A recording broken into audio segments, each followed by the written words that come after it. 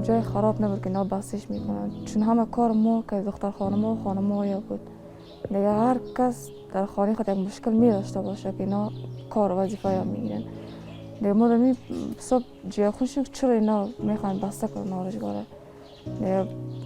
برادرم بیکار، پدرم بیکار، یک خودم نانوار خانه، مام بیکار شدن، خب چی میشه؟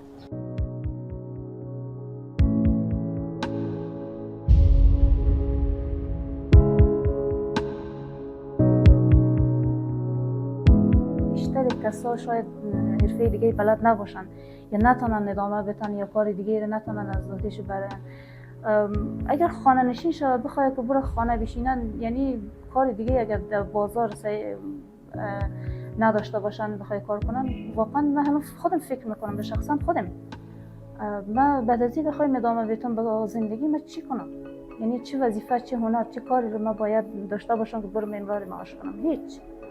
فقط میتونم خانه بشینم و منتظر یک معجزه باشیم.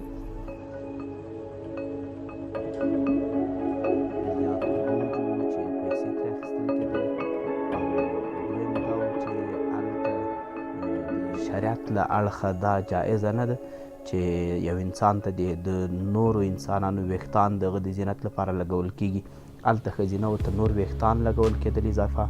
او دریم دا چې هلته د ښځینه وریځې ویستل کیږي چې دا د شریعت سره څرګند مخالفت ده.